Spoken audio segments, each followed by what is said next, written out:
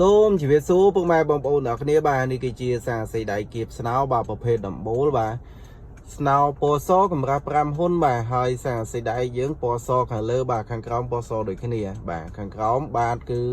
មានឆ្នូតតិចបាទស្អាតមែនទែនបាទប្រក់ដំបូលសារសេចក្តីគៀបស្នោ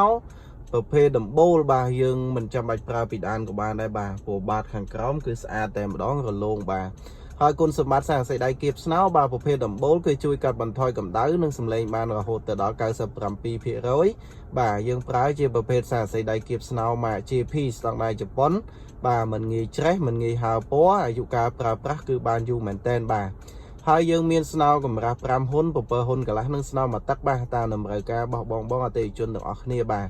អញ្ចឹងសម្រាប់ពុកម៉ែបងប្អូនអតិថិជនទាំងអស់បាទដែលមានតម្រូវការប្រើប្រាស់នៅប្រភេទសារសេចក្តីគៀបស្នោបាទប្រភេទដំបូលឬក៏ប្រភេទជញ្ជាំងបាទអាចធ្វើការទំនាក់ទំនងមកកាន់ខ្ញុំបាទផ្ទាល់បាទតាមរយៈការឆាតចូល Page ឬក៏ឆាតចូល Telegram បាទសូមអរគុណ